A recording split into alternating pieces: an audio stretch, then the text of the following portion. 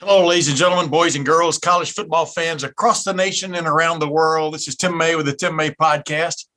And this is a podcast meant for you folks because college football season is back upon us. I've loved college football since the time I can remember breathing, and this year is no exception. Yeah, I know the season kind of got started last weekend. Of course, I think Nebraska fans wished it really hadn't, but that's another story for another day, maybe before Ohio State plays Nebraska. But the bottom line is it's Ohio State at Minnesota on Thursday night, primetime on Fox, and then diving right into the season, basically a Big Ten game right off the bat. And to help me kind of break down Ohio State, not just Ohio State, but also the national scene, what to look for, maybe some surprises that could be coming around the corner. I've got three of my favorite people on the podcast this week. First one will be Dennis Dodd of CBSSports.com, national expert. Next one will be Bill Bender of SportingNews.com, another national expert who happens to live in the central Ohio area. And then I'll have Austin Ward, or I call him Awesome Ward, from LettermenRow.com, my same digs. And we'll be talking about what he expects nationally, but also mainly what he expects from Ohio State from the get-go. And I'll, of course, be chiming in with my 2 cents worth. But without any further ado, let's get right to my interview with Dennis Dodd. And I'd like to welcome in one of my good friends out there in the national scene, Dennis Dodd, a senior writer of CBSSports.com. You've been reading his stuff for decades. Isn't that right, Dennis? 23 years. So I guess that's right. Yeah. Yeah, that's decades. That's going on 3. But I just want to get your thoughts on a couple of questions here, several questions here concerning Ohio State, concerning the Big Ten, concerning the national scene headed into the start of this 2021 season, which I think is going to be extremely interesting. But let's just go right quick. What is the perception right now of Ohio State? When I say Ohio State, what's the first thing that comes to your mind? As good as they've been, head and shoulders above everybody in the conference, similar to Clemson and Alabama. What are they calling it? Playoff fatigue with the same 3 teams in it. Yeah. Get used to it, folks. I mean, it's going to be the same. And I think that's what's so unique about it. During the long and glorious history of the Big Ten, we've never seen anything like this run Ohio State's on. Not only are they winning, they're just pounding people and winning big. I shouldn't say pounding people, but dominating and winning big. And that's never happened before in this league. And there's no sign that's going to let up. I was going to lead you led right into my next question. What is the expectation for Ohio State this year? You expect Ohio State to be in that Final Four? Just what's your take? Yeah, I mean, I've got them. I think I've got them 3rd behind Oklahoma and Alabama, but it doesn't really matter. They're going to be in the top 4. They should go undefeated, and even if there's a hiccup here and there, they will be in the Big Ten championship game and likely win that again. So I just I write off some of these numbers that stand out to me from 2020, even though they went all the way or almost all the way. Jeff Hatley's defense led the country in 2019, 4.13 yards per play. Last year's 5.85, second biggest jump in the country. That never really stood out to me, except maybe, the last game against Alabama. But again, I'm willing to write all of that off to inconsistencies, COVID, everything else. This is going to be a really, really good team in defense. Yeah, as I keep saying, 2020 was a referendum on only one thing, that is that the big time programs did survive and thrive, in a otherwise challenging situation. The most intriguing player that comes to mind on Ohio State for 2021, what is, obviously they've named a starting quarterback, C.J. Stroud, for the opener and stuff. But what's the most intriguing player on the Ohio State roster as far as you're concerned? I'll say Stroud only because I've met him and I've seen him, quote unquote, play. I was at a quarterback camp in Santa Monica in May, and with the best quarterbacks in the country, like the only one that wasn't there was Spencer Rattler, and everybody else was there. And he was very mature, moving in and out, talking to people. Obviously, he was throwing. He was very impressive. I didn't know he was that tall, but for his, age, he seems very self-aware of himself. And when I go in did that before he won the job. But this is going to be the guy. I mean, I knew nothing about the other guys, but I said, this is going to be the guy. I understand why Ohio State recruited him. He's got a rocket arm. And so he's got to be, the most intriguing player to everybody coming off Justin Fields, an all-timer at Ohio State. What's this offense going to look like with CJ Stroud? Are they going to rely on the run more just to get him more used to things? And what does that even mean when Justin Fields was one of the best guys at reading when to go? Maybe not one of the best runners, but when to run effectively, first down, short yardage, stuff like that. So I think that'll all be part of it. I was really intrigued by him and really impressed with him as a person. Gotcha. What is the Big Ten prediction out there? Obviously, you've already played your hand in terms of you think Ohio State's going to get it done, possibly be the number 3 seed in the Final Four for the college football playoff. But past that, is there a team right now? Let's look at more of this. Is there a team right now that you think could jump up and surprise people in the Big Ten, or maybe reemerge? whatever term you want to use. Go ahead. Yeah, no, I think people are I think interested to see what Indiana does after last year. They were kind of the darlings in the Big Ten and around the country just because of, their coach and the way some of those games ended. They're amazing.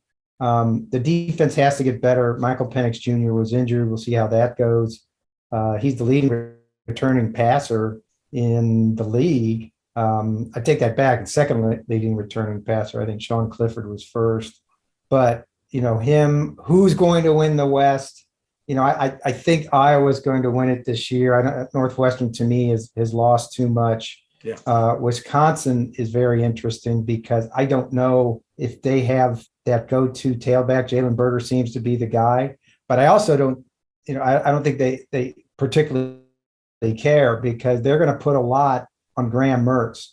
Talked to him a lot during the offseason. In fact, he lives in the next subdivision here in Kansas. And they're going to throw a lot. Paul Chryst is back as quarterbacks coach, and Graham Mertz describes him as kind of a mad scientist play caller. Now, when we say Wisconsin's going to throw a lot, let's not go crazy, but I think more than usual, they won't steamroll people. So, I'll go with an Iowa, Wisconsin in the West and see what happens from there. Gotcha, man. National wise, you've kind of played your hand there a little bit too, but is there a surprise team that could jump into that Final Four? I mean, what would be as you printed it earlier? What is your Final Four, and is there a surprise team you've got your eye on? Go ahead. Yeah, it's Alabama, Oklahoma, Ohio State, and Georgia.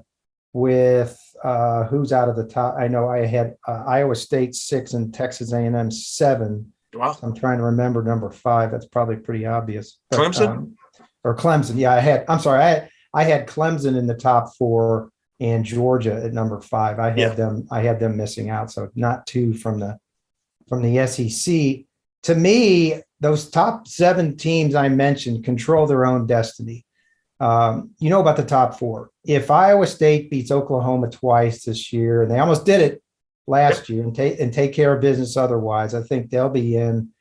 Texas A&M has Alabama at home. And I know Alabama's, beat the snot out of them as long as Jimbo Fisher's been there, whether it's home or away. But they're a quarterback away from being really, really good. And Jimbo Fisher's a quarterback maker. King Haynes is a dual threat guy that they think might get it. But I like them, and they control their own destiny there. I think they can beat everybody else in the West. So those 7, I think once you get past 7, it's hard to project anybody in that top 4 because what the playoff has taught us over the first 7 years is you take chalk, man. It's not going to go far beyond that. I agree. And I agree with the Texas A&M pick, man. I mean, the Texas A&M keep your eye on pick because, Jimbo's been building it there.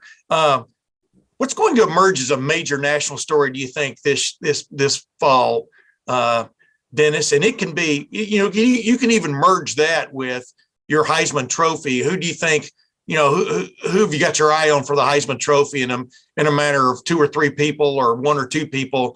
But just what are you keen on keeping an eye on, I guess, this fall? Well, as far as the Heisman goes, I'll just go with everybody else. Spencer Rattler is the odds-on favorite at Oklahoma. good pick since they have 7 Heisman statues on Jenkins Street across the street from the stadium, and 3 quarterbacks recently that have won it. So I think he's pretty good. In that conference, Breece Hall led the country in rushing from Iowa State, is in there. Sam Howell at North Carolina, but I think his is more of a function of going 10-2, which I don't know if North Carolina can do given their losses. But you start with a good team and a good player. And Spencer Rattler's on a run. He had that bad start. It wasn't until game 5 that he really turned it around.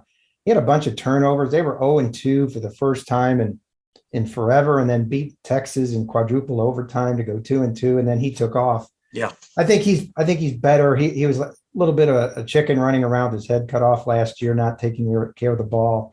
That'll change. They are absolutely loaded at running back with Eric Gray and Kennedy Brooks coming back from an opt-out, and all kinds of receivers. But the point being that I think this is Lincoln Riley's best team he's had at Oklahoma in what would this be, 5?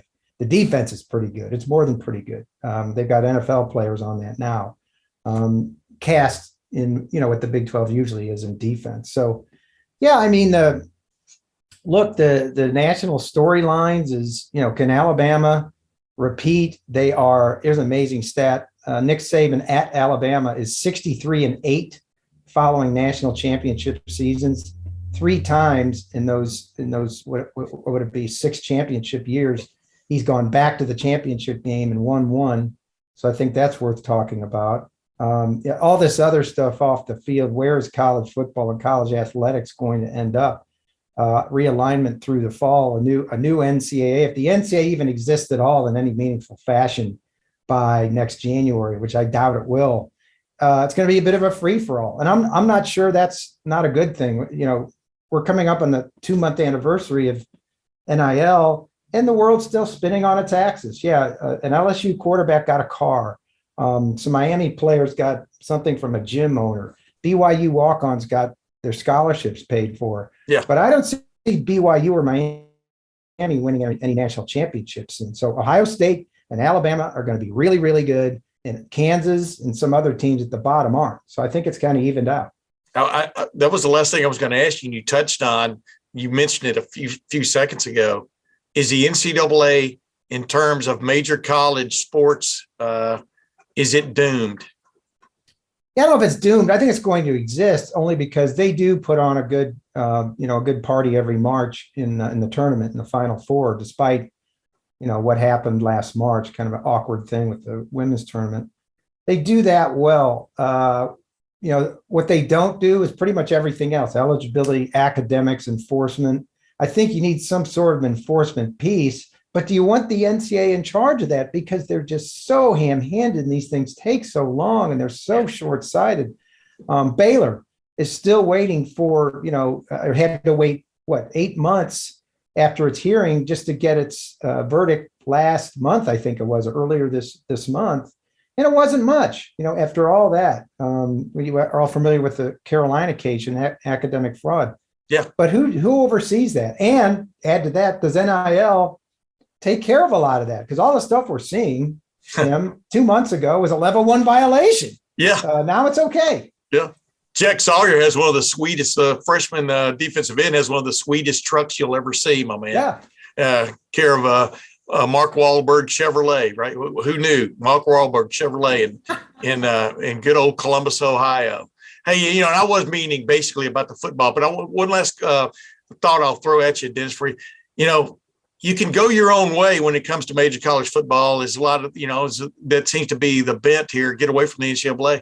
You still got to have rules, man. You still got to have somebody saying, no, you can't do this. Yes, you can do that, don't you? Yeah. Oh, yeah. You have to have some central authority, whether that lies with the conferences, whether this long talked about commissioner of college sports or college athletics. But I don't see a Kevin Warren or a Greg Sankey ceding any power to a central authority, because look at the money they're making, look at the power they have and always have had in these leagues, frankly. So I don't think that's going to happen. And I don't know what that looks like. How do you develop a system where everybody agrees on enforcement? Or, like I said, there's just less to enforce.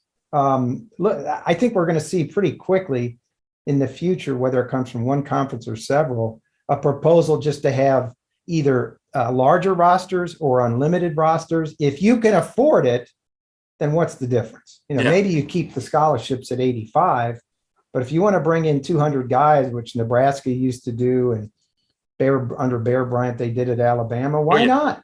Yeah. Yeah. The only why not I would say, we'll end it with it, is what does that do to all these other colleges, man? I mean, I know, that's tough luck, but no, it can't be a tough luck deal. You got to have somebody else to play when you're filleting your schedule such that you can get 3 wins right off the bat. You got to have somebody else to play, and you don't want to throw everybody away. But that's a discussion for another day. I'm sure, Dennis. But I just can't see unlimited rosters. I can't even see really going anywhere much over 100, to be honest with you.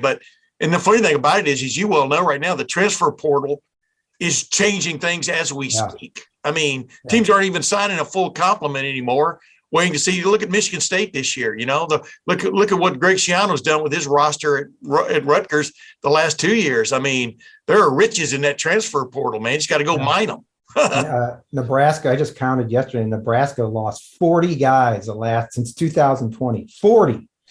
And it goes both ways. Look, yes. the hypocrisy of coaches preaching loyalty, is so lost with me. They're going to be the first ones to go get a backup right guard if somebody leaves. So, no, it's different. I think what we're seeing, I should mention this, that separation that everybody talks about, that the big schools may separate from the group of 5. I think we've already seen it in many, many ways. There's no way they can compete. If this alliance goes through as it should, there's going to be significantly less opportunities for the MAC, for Conference USA, for Sunbelt to play guarantee games and try to make their budget, because they're all going to be playing each other. I think this is a death knell for conferences like that. And so what do you have? Well, right now, with the alliance, and assuming the Big 12 isn't part of it, you have 57 schools at the top.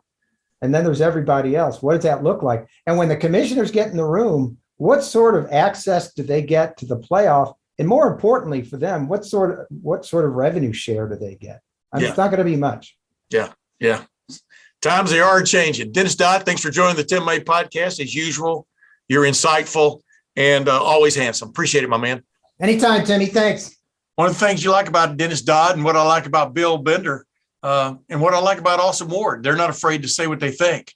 With that in mind, let's move on to basically the same general questions I asked Dennis Dodd, I asked of Bill Bender, because I wanted to get, the differing views on the same questions. So without further ado, let's get to my interview with Bill Bender. Now I turn to a Tim May podcast irregular, Bill Bender from the Sporting News. Welcome back to the Tim May podcast, my man. Hey, Tim, thanks for having me on. Hey, man, I just wanted to hit you just like I had Dennis Dodd on. I want to hit you with some questions. You guys observe the national scene like few others out there. And I just kind of wanted to get an idea, from you guys, how Ohio State fits into things, what you see about the Big Ten, what do you see coming down the road nationally this year? So let's just get right into it. What is right now, Bill, if you had to put your finger on, what is the perception of Ohio State out there nationally? What is the perception of this football program as we sit here about ready to launch on the 2021 season? Well, it's a monster. And, they've taken over the Big Ten. They've won 4 straight Big Ten championships in dominant fashion. I think one of the stats we put in our Big Ten preview was something to the effect of Ryan Day is 17-0 in Big Ten games, and Ohio State scored 777 points in those games. Yeah. It's been one-sided. And now it's about collecting national championships. Jim Tressel and Urban Meyer, I think as we look back at their tenures, it was awesome. But people may ask, why didn't they win more than one? For Ryan, I think Ryan Day is the most likely coach that doesn't have a natty to win one. Some people might say Kirby Smart, but I think with what Ohio State has coming back this year, a Big Ten championship seems implicit, and then we'll go from there. Yeah. But, as I like to remind people, Ryan Day's only been a head coach for 2 seasons so far. This is his 3rd. And right. And if you see somebody climbing stairs, it's Ryan Day from ouster in the semifinals to ouster in the finals. So I guess I'm getting to right here my next question. what is the expectation for Ohio State this year from your vantage point? Is it to finally get the job done? Obviously, we'll get into like who you like as far as making the Final Four, et cetera. But what is that great expectation for Ohio State this year? I think you already touched on they're heavily favored to win a 5th straight Big Ten championship, but go ahead. No, I think they should expect to compete for a national championship as always. I put out a poll last week of, which one of these, if you had to get one playoff team right and just one to win your money, would you bet on Ohio State, Alabama, Clemson, or Oklahoma? And I would be inclined to bet on Ohio State from the standpoint, I don't think they're going to get challenged in the Big Ten. Alabama has to contend with the Texas A&M. Clemson has an opener with Georgia that won't be easy. Oklahoma has to deal with, everything that they do in the Big 12. They haven't had a perfect Big 12 season under Lincoln Riley. So yeah. I think that's why Ohio State to me is the most likely team to make the playoff. Now from there, you've got to play against the big boys. And, Ryan Day's had 2 years of experience with that. I think last year, and we heard Zach Harrison talk about this at Big Ten Media Day, there was a palpable motivation to beat Clemson. Well, they did that. And then Alabama, there was no, they weren't given any bulletin board material. You had to go out and play that team. So for me, for Ohio State, it's about getting back to the national championship game, stacking up against those other heavyweights I mentioned, which will probably be the other playoff teams. When I asked Dennis Dodd this next question, he named CJ Stroud. I'm looking for the most intriguing player on the roster for Ohio State this year. So if you can go another direction there, or if you want to go CJ Stroud, that is absolutely fine with me. But who's that intriguing player you've got obviously everybody knows the quarterback now who's going to be the starter. He's stepping into a Ferrari cockpit in terms of what's around him. Defensively, we'll talk about that in a minute probably, but they've got some things they've got to fix compared to a year ago. But who's that player you've got your eye on? Oh, Trayvon Henderson probably. If he steps into that running back rotation, because the big difference for Ohio State last year was they really got going when Trey Sermon got going. They became a different team, a physical, dominant team. Now, Master Teague is going to have his chances. I know Henderson's only, a freshman, but, does that running game complement what's the best receiver room in the country? If they have that, they're going to be unstoppable. So I think he's one. There's some intriguing guys on the defensive side. I mentioned Zach Harrison earlier. It's his time to shine. It's his time to, be that breakout defensive end that goes on to be a first-round pick. We both know how heavily he was recruited out of Olentangy. It's a big chance for him to step up as well. So those would be the two that I'm intrigued by. Stroud, of course, Dennis stole that answer, but everybody looks at the quarterback first. Yeah. Well, yeah. And as I like to say, when Ryan Day names his starting quarterback at Ohio State now, the guy's an instant Heisman candidate, right? Legitimate Heisman candidate. But I'm like you. I'm intrigued by those other guys because those are really going to be difference makers. And what stands out, I'm just adding a little comment here. What I like about your pick of Trayvon Henderson, I like Mayan Williams and I like Master Teague III for different reasons. But Trayvon Henderson appears to be a home run hitter, a possible home run hitter like J.K. Dobbins turned out to be. And if they add that element to their running game, like Trey Sermon was at the end of the year last year, you're right. Katie bar the door on this offense. This could be as great offenses as we've seen at Ohio State the last 7 or 8 years. This could be the best one. Yeah, I think all the parts are there. Well, I think, Tim, not to interrupt, but Ohio State and Oklahoma to me are going to have the best offenses in the country. Now, I know Alabama, they replace so much, and they're going to be good. It's not like Alabama's going to be bad, and Clemson's going to be good. But if you look at Ohio State's running back room, receiver room, what they got a quarterback, and then you look at Oklahoma, Rattler, loaded running back room. They bring in Eric Gray from Tennessee, and then I think they have awesome receivers too. Those are two offenses that, you want to average 40 in today's game. I think both of them will be between 45 and 50. Yeah, I agree, man. I kind of like the new bent in college football.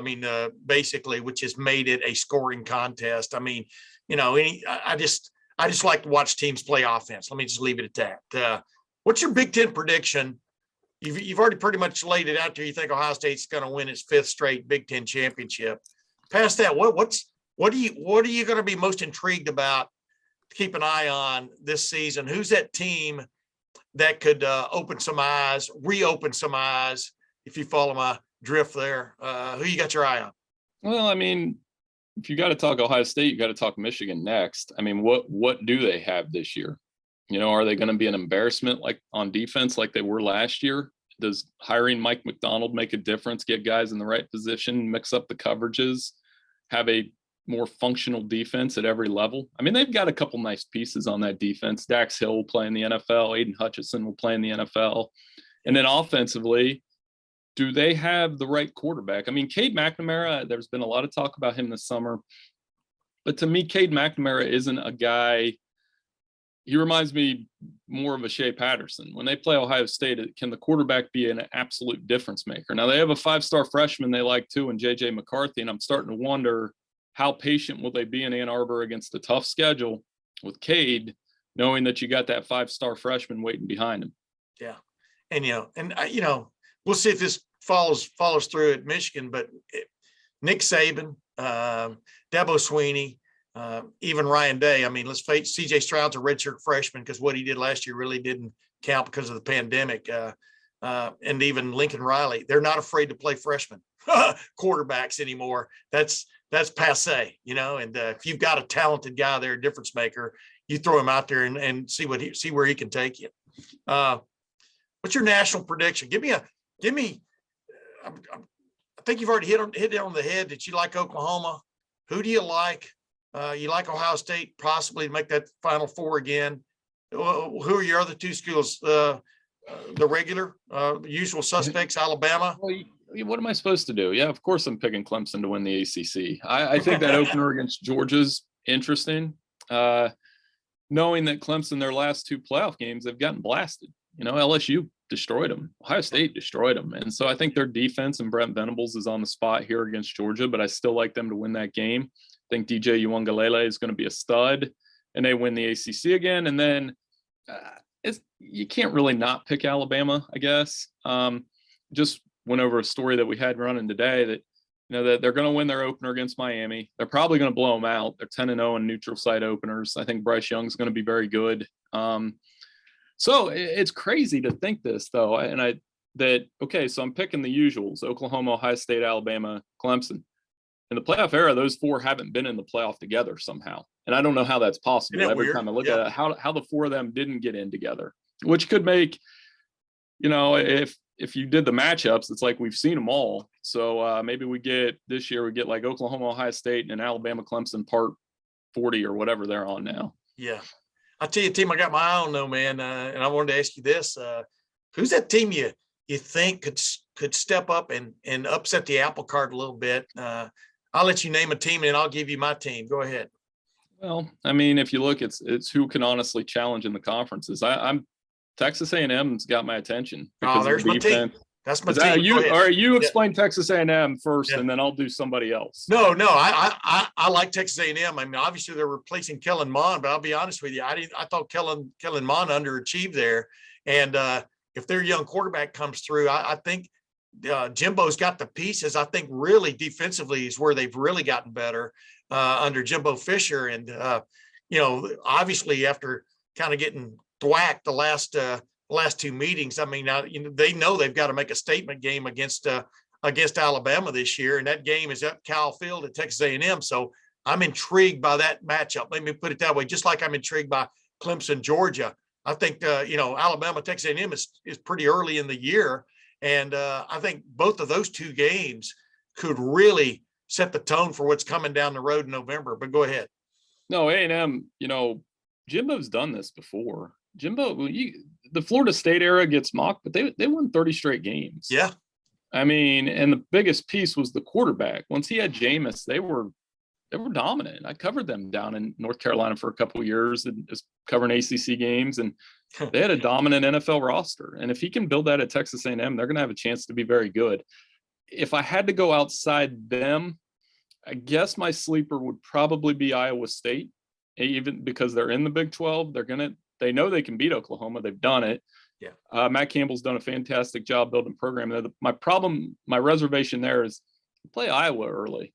haven't beat Iowa yet. So to me, it's like you've got to beat Kirk Ferentz before you can start thinking about Big 12 championship and playoff and those kind of things. So, those are two that are kind of in that top 10 that, haven't made the playoff that maybe they can. Yeah. It's funny, like Iowa State has a roster that's really extremely well coached. They really get up for those major challenges, yet they don't have that, what I call that roster that can carry them through a slight letdown kind of situation. You know what I'm saying? I mean, the difference makers, but we'll see, man. I think anything's possible in college football anymore among the top 20 schools or so. I think anybody can almost beat anybody on a given day. Your Heisman favorites right now, obviously Dennis and I talked about Spencer Rattler. I mean, I think that's the obvious call out there. But then I wanted to get your take on him, but then past that, who have you got your eye on? Well, I mean, Rattler and Sam Howell obviously are going to put up big numbers at quarterback. Yeah. It's hard to get away from them. If Ohio State had a Heisman candidate, it would probably be Stroud, just because he's going to put up big numbers. And I'm not sure Wilson or Olave or Mbuka or whoever can put up the numbers that Devontae did, because they're going to spread it out so much. I don't know that Garrett Wilson or Olave can have that Devontae Smith year and get enough attention doing it. Yeah. Because Ryan will spread the ball out a little bit. There's two dark horses I'm looking at, and one won't win it, but keep an eye on Malik Willis at Liberty. That's a pull for you. I mean, he's going to get a lot of NFL attention this year. He's going to put up Lamar Jackson-like numbers. He's a really talented quarterback playing for Hugh Freeze, who likes to put up a lot of points. And then I like Bijan Robinson at Texas. Running back averages more than 8 yards per carry. Anytime a running back averages that many yards per carry, that tells me, it's like we were talking about Trayvon earlier, that's a guy that can take to the house. Yeah. So I wouldn't be surprised, like for Trayvon this year, if he maybe, I don't know that he'll be 1,000-yard rusher or anything like that, but if you look at his yards per carry, I bet it's going to be up there. It's funny, too. Throw it in there. You already mentioned C.J. Stroud, has a possibility to put some big numbers up. Ugalele at Clemson and Bryce Young at Alabama. I mean, you could have 3 first-year starters who are really, at the end of the year, if things go the way you think, could be in there. I mean, who would have ever thunk that, way back when Archie Griffin was winning 2 straight Heismans, that, freshmen or first-year starting quarterbacks could be that highly regarded, much like Justin Fields was at Ohio State 2 years ago. It's a different age we live in now, isn't it, Bill? It really is. And it's changed that the running back used to be the focal point. I believe the last 2 running backs to win the Heisman were Ingram and Henry, Alabama guys. The last non-Alabama guy to win it was Reggie Bush. Yeah. So it doesn't happen as much as it used to. So, and part of that is, with Devontae winning the Heisman last year, the receiver positions become arguably more important, because they can rotate 2-3 running backs in a game, but you have that 1 or 2 difference makers at receiver. We've seen it the last 2 years with Devontae Smith and Jalen Waddle, the year before with Justin Jefferson and Jamar Chase. So Ohio State's basically following that model. I mean, when you look at that room, and that room a little closer than I do, I see at least 4 first-round picks. That receiver. Yeah. Which is wild. And maybe one of those guys transfers, maybe not. I know Jameson Williams did in the offseason, but he went to a place where he'll probably be a first-round receiver when it's all said and done. But there's room coming in the end, because you got to figure Olave's leaving now, after this season, based on longevity, and then Garrett Wilson, if he has a year everybody thinks he can have, there will be vacancies, so guys can step up and stuff. But you're right. I mean, Devontae Smith,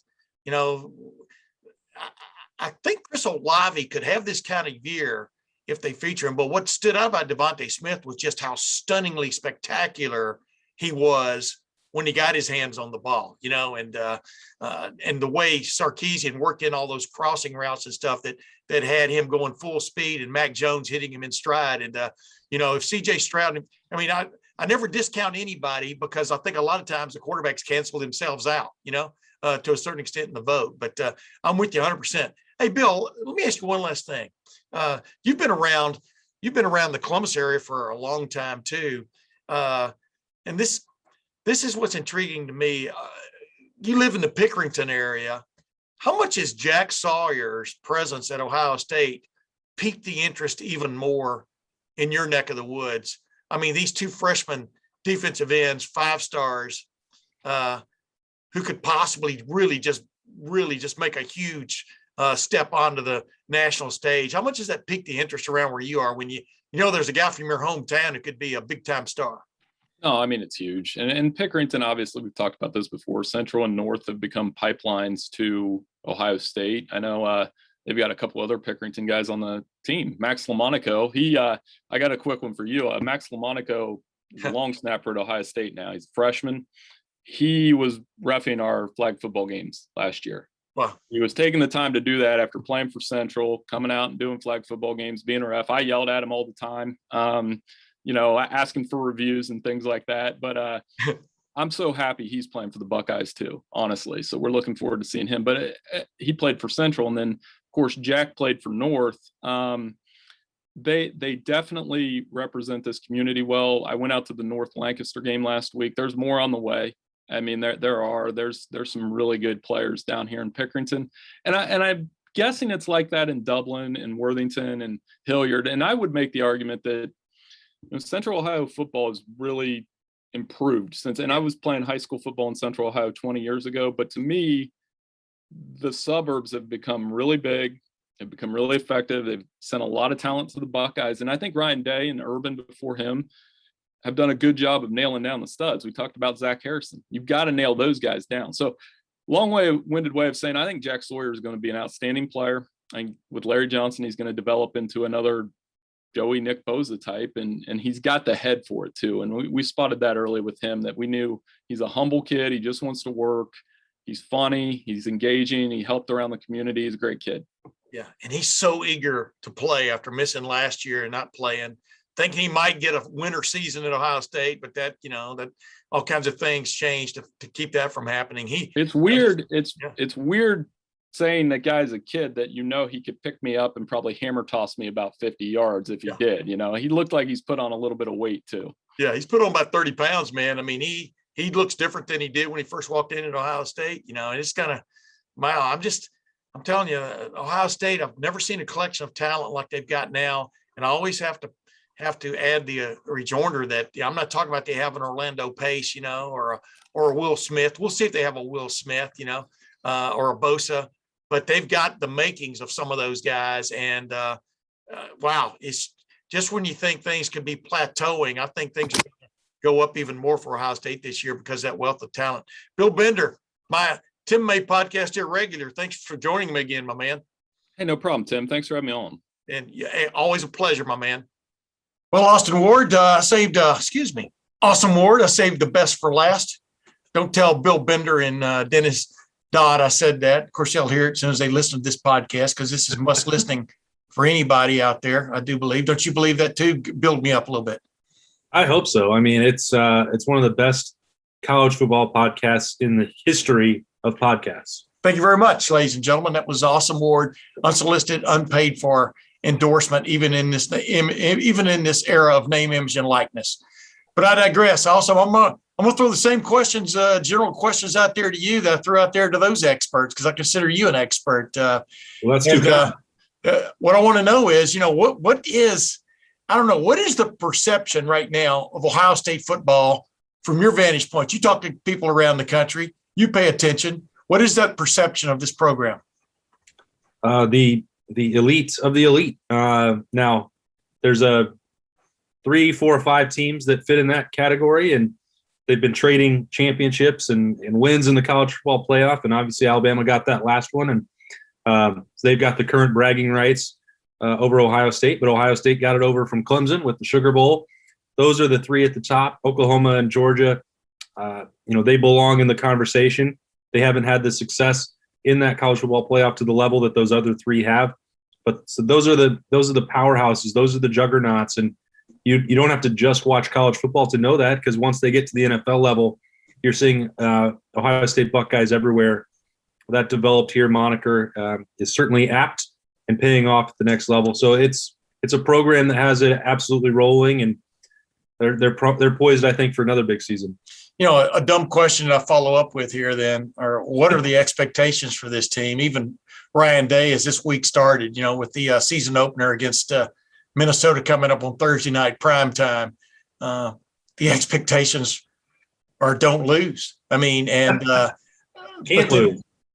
Past that, what is there a past that and the expectations? Is it feasible, or is it right to think if Ohio State goes all the way and then loses in this national championship game again, that it's in some way a failure? What's the expectation? What's your expectation for this team, I guess? Yeah, it's hard to set that up as the standard where you have to win it all or else. And it's really hard to do. We've said this before about, when Ohio State might lose a game, that going undefeated is really hard, and it's not as easy as they often make it look in the regular season, getting through the Big Ten. And that's not to set themselves up as an excuse if they don't win it, because I think that they are more than capable of doing so. Certainly we'll see as CJ Stroud develops and what happens starting Thursday night and moving forward. If he's a guy that can push them over the top in that game, which again is not a knock on Justin Fields for not doing it. That team 2 years ago was one of the most talented we ever saw, and they had a bunch of things that had conspired against them to keep them from winning that Fiesta Bowl and potentially winning a national championship. Yep. That's the only reason I bring that up, of why it's so hard. They will be in position to win the Big Ten. They should be in position to go to the college football playoff. I think they are capable of winning 2 games. But then once you get there, it's cliche, but all bets are off. Those are really good teams. You have to win them back to back. You have to have all the bounces go your way. You have to stay healthy. So in some ways, it's a little bit unfair to ask of Ohio State or Alabama or Clemson that you have to win the national championship or the season is a failure. That's not really reality, considering how hard it is to do it. And only one team out of 130 gets that trophy at the end. Yeah. I think the other part of it is, Tim, that this particular program, when you ask me about like the standing of it and the way that they handle their business, I really think that Ryan Day has continued what Urban Meyer did before him and Jim Tressel before that. Ohio State's done a really remarkable job, even though outside the Woody, the expectation is you have to win the national championship. That's the goal. You're capable of reaching it.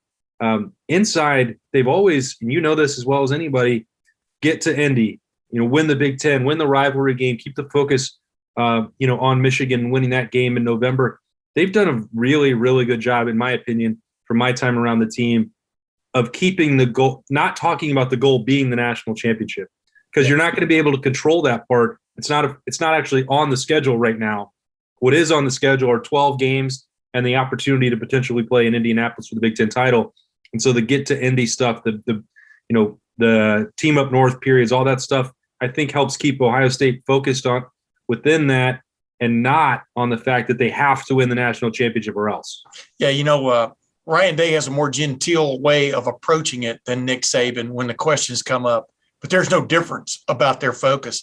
Their focus is on that first play of their season opener and then go from there. Their focus is on execution, and right on down the line of guys doing of guys being reliable, being accountable, and getting the job done from one play to the next. And it sounds really, trite and simple, but that's exactly what sets the great ones apart is don't tell me about what you're going to do it, and that's why I agree with you 100% on everything you just said. Hey, let's just jump real quick now. Most intriguing player, I think he's you can clip this one off a little bit. The most intriguing player that no one is talking about right now on this Ohio State football team in a nutshell.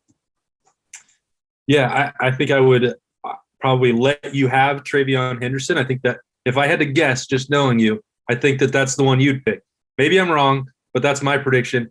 For me, it's a veteran player. It's not some of the intrigue around, a newcomer freshman. I think Cameron Brown, to break away from our Josh Proctor weekly conversation. Yes.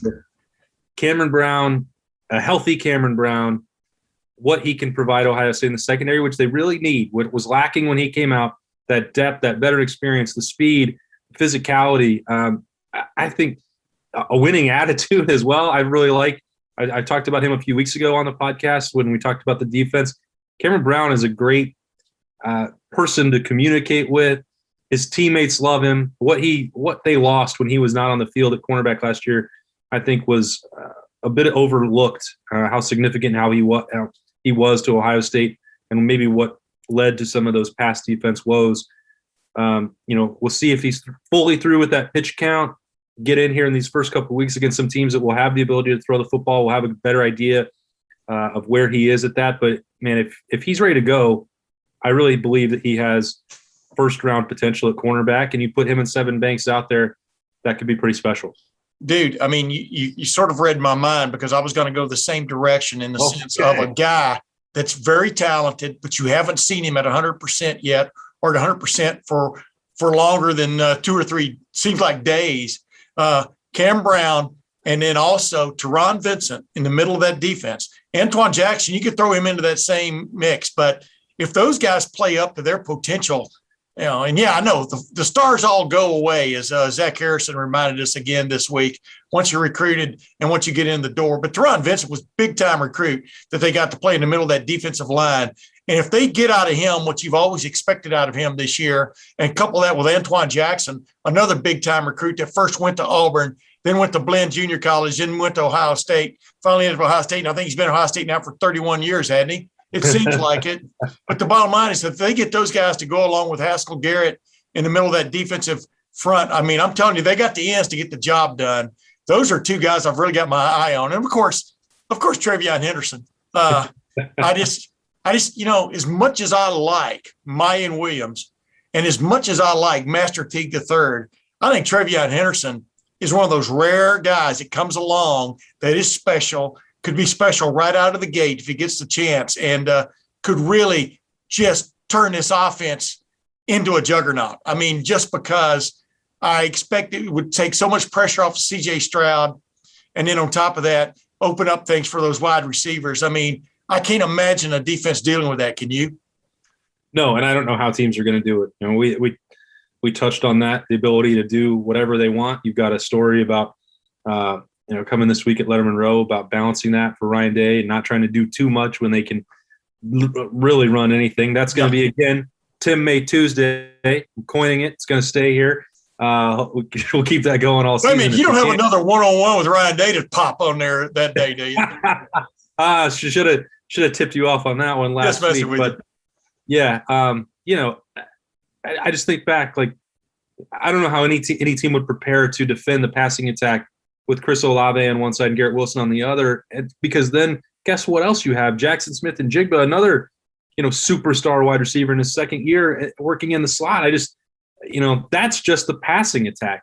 And Jeremy Ruckert. That's without even saying Jeremy Ruckert's name. Yeah. Well, say his name. Say his name. Say it. Jeremy Ruckert. So it's crazy. I just, what we talked about, and again, just to put a bow on 2020 with how special that accumulation of talent was for Alabama.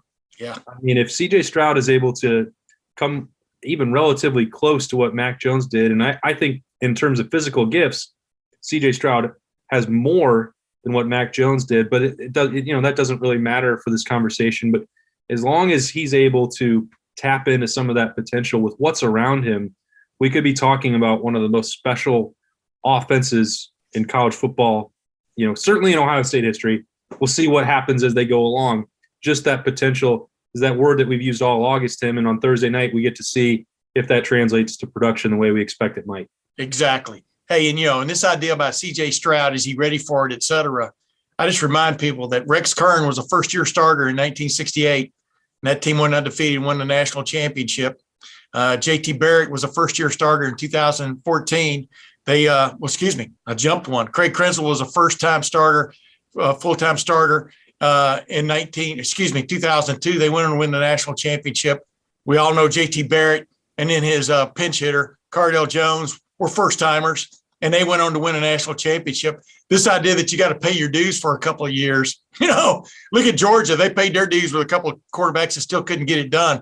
Bottom line is, this is a special offense with, I think, a special quarterback in C.J. Stroud. He's a little different from Justin Fields, as you and I've delineated many times.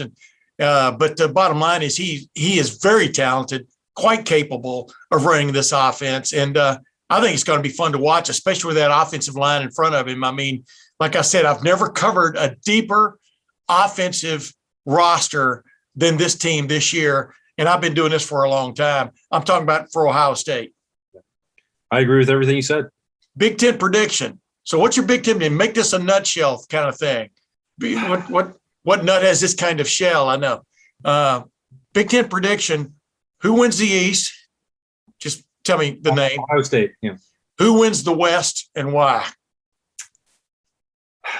I've really wrestled with it, and I know that the first two teams that played in the West are not going to win the league. That's about as far as I'm willing to go. Wow. Yeah, I know. I'm really out there on a limb. That could be a whole other show with what we saw in week 0. But yeah. Speaking of 0, go ahead. Yeah, when in doubt, pick Wisconsin to win the West. That's I really think that Iowa's an intriguing team for a week 1 matchup. I think we might learn a lot about two programs in that game. Iowa and Indiana, if they've got realistic hopes of trying to dethrone Ohio State either on one side or the other, that's a game that you need to take care of and win. There's a couple of really Wisconsin as well as Penn State. Week 1 is great. I think we're diving right into it. I think Wisconsin, Paul Chris might bore us to death at Big Ten Media Days and those press conferences in Indy before they meet with Ohio State. Seems like every other year. Maybe that's just the easy way to predict it is based on that schedule. But, that they're going to be fundamentally sound. You know that Chris is going to put their offense in good positions. Not always the most exciting team to watch, but they're pretty well built, well coached. And I think we might get another chapter in that rivalry going on in December. Now, that was a Brazil nutshell. Well, the East was easy. Exactly. You got to spend that time, give it to the West. I didn't knock you. I just said it was a Brazil nutshell, not a peanut shell. Peanut's not even a nut, but I digress. Your national prediction in a nutshell? What kind of your national prediction, Final Four? Go. I think Alabama will get the number 1 seed. Almost, they just are gifted it whenever they win the SEC, which I think they will. Clemson, I think, will get the number 2 seed again, untested, unchallenged, really in the ACC. Let me interrupt you. So you see Clemson beating Georgia week 1? I do. Okay. And I don't think Georgia. Kirby Smart at some point is going to have to actually prove it when it matters most. I know he was close before and pushed Alabama to the brink, but I'm not a believer in what he's doing with that program. I don't have them in the top 4. I think Clemson will take the 2 seed. I think they'll win week 1. We'll find out if that prediction comes true in a hurry. Ohio State, will be the number 3 seed in the playoff, I believe. And then Oklahoma, Spencer Rattler, I think for another question that you had in mind for these other 2 guys. Yeah. Could be another fun season for an Oklahoma quarterback in a system that's very friendly for that. Mike, I don't know if during the regular season we'll figure out if Alex Grinch has fixed all these problems that have happened to some of his defenses in the last few years, or he wasn't even solely responsible for one at Ohio State. But I digress, as you say. Oklahoma won't be able to really prove that they've addressed the issues that have plagued them in the last couple of years, really, in my opinion, until they get to the college football playoff, and I think they will. Yeah, but what's going on in college football now, and you know this as well as anybody, just outscore the other team, man. That's what Alabama did last year against Ole Miss, what they did against Florida, and finally what they did against Ohio State. Ohio State and Notre Dame, they just scored too many points, and wore you out, so to speak. And, I don't look at defense anywhere near like I used to. Just make a couple of stops a game that gets you in there. So like you just pointed out, if Oklahoma can make a couple of stops, look out.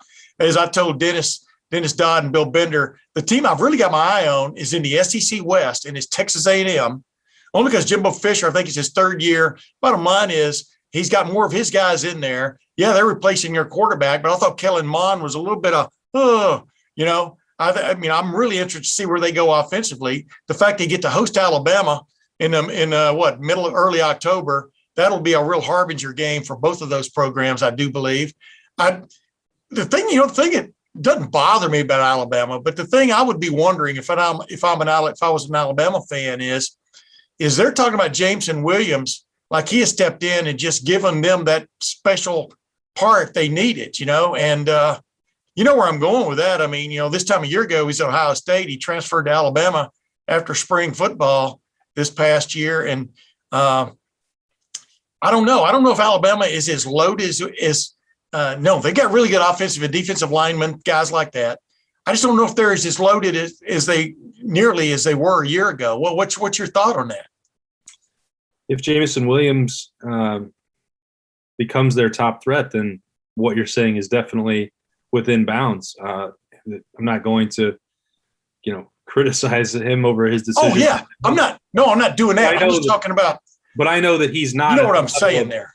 Yeah. Yeah, I know. I'm just saying he would have been a great piece to the Ohio State offense, but yes, he wasn't going to be a starter for this wide receiver group. So, that's not a criticism of him. But if you're comparing that to Devontae Smith and Jalen Waddle and the guys that have been through Alabama at wide receiver, that's not the same. So that would be a pretty big tip-off that Alabama, which when they had a bunch of seniors come back and veterans and what we talked about with that assemblage of talent that they had, it's rare to put that together. Yes. So it's natural that they would take a step back. I still think the same thing applies to them, that everyone asks, or the criticism in the offseason about Ohio State is, well, they lost Justin Fields. They're going to have to regress at quarterback.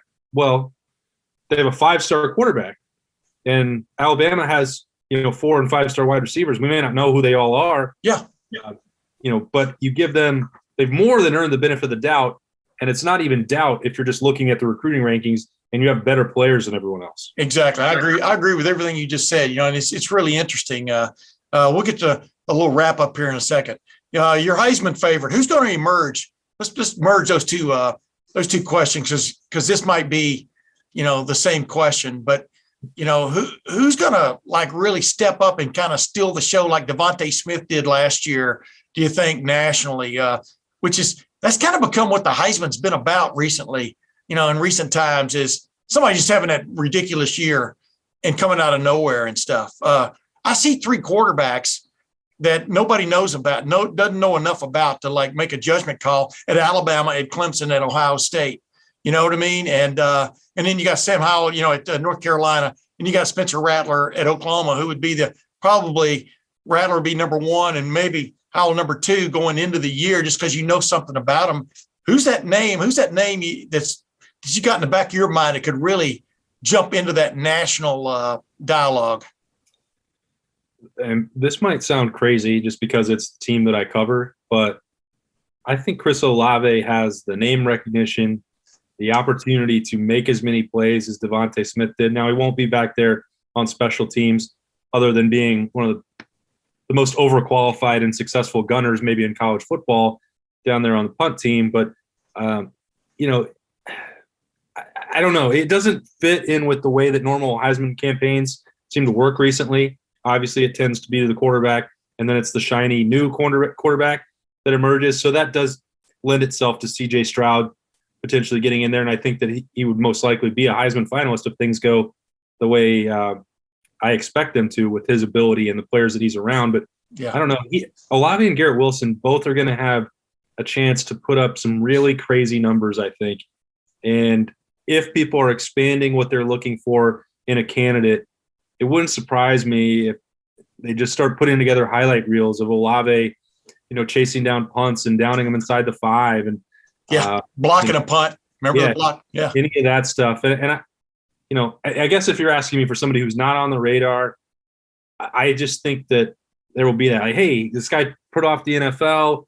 You already know he's great. You've been seeing him do it for 3 years, and he had the moment, the setback in the Fiesta Bowl, and came there's parts of it that I can see lining up for him to build an interesting campaign. Again, I think that C.J. Stroud is the Heisman candidate on Ohio State, but Olave might well be the most important part of helping. If we're going to be talking about a historically great offense for Ohio State, Chris Olave is going to have to be a big part of that.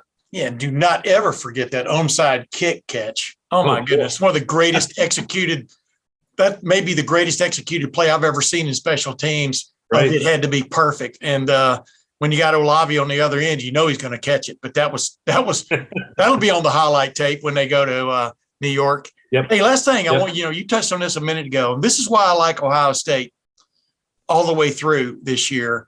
Is it's a little bit like Alabama was last year. I think it's got the best wide receiver room in the country. You got to argue Alabama had it last year when they lose to Jalen Waddle and the other guy wins the Heisman Trophy. Are you kidding me? I think Ohio State's got that this year. But Ohio State's also got some other things like Alabama had a year ago. It's got Thayer Munford coming back, wanting to be part of something special. Chris Olave coming back, wanting to be part of something special. And, a couple of guys we talked about earlier, for example, who I keep, reminding people of the guys who rise through the program you almost forget about because you're so looking at the new fellas. But a Teron Vincent, an Antoine Jackson, a Cam Brown, those kind of fellas just can elevate you if, in fact, it's finally their year. And that's our really, DeJuan Jones, he's really been the story of preseason camp when you think about it. The fact that they've totally changed up their offensive line because he's played well enough to be in the starting five, in their opinion, and they're all fired up about it. All the starting five are fired up about it. Yep. At least we think they are. But the bottom line is, that's what I see about Ohio State, that if you were looking at Alabama, you saw a very similar thing last year. Am I wrong? I think it's interesting because, and I don't know how prevalent this is. I'm basing it off of one question of the day submission that I got last week, which was that there was a belief that there was this massive youth movement going on for Ohio State. And I'm not saying that, it's right or wrong, because I don't know how many freshmen it takes for that to qualify, or players that weren't previous starters. I don't know. Yeah. And everyone's entitled to their opinion on it. But I tend to side with you. And this is what I wrote, that you have Jeremy Ruckert that put off the NFL, Thayer Munford that put off the NFL. Nicholas Petit-Frere could have left for the NFL, didn't. Could go on with the veterans there. Olave coming back. Yeah. On the defensive side, Seven Banks, Josh Proctor, maybe wouldn't have been his time, but could have gone on as well. You have Tyreek Smith was in that same position after the Clemson game. So you look at this team, and even at linebacker, where the biggest questions may be for Ohio State or the biggest uncertainty, that's still Taraja Mitchell, senior, Dallas Gant, senior, Kayvon Pope, senior. Yeah. Everywhere there are veterans now, except quarterback. And you've already touched on that on this show, that first-year quarterbacks in this day and age, especially when they're surrounded with this much talent, it might not be the disadvantage that it used to be, or something that couldn't be overcome. Mac Jones last year. Yeah. Yeah. Even so, you just look at it, and Ohio State is in a position where, because they recruit at this level every single year, it may take guys time to get on the field, but then there's a lot of proven production on this team that you don't have to rely on Trayvon Henderson or Jack Sawyer or JT Tuimoloau. Now, could they? Could Donovan Jackson be it? We'll see what plays out. Denzel Burke, we can name the names, but Ohio State doesn't have to have instant impact players. So it's not a youth movement. It's just Ohio State movement. Yeah. It's just the way that the program is built right now. And it goes back to your very first question. I don't know that the machine has ever been operating at a higher level than it is right now. And it's really a sight to behold. Yes, and I'm looking forward to beholding that sight, as are you. Awesome, Ward. Can't wait.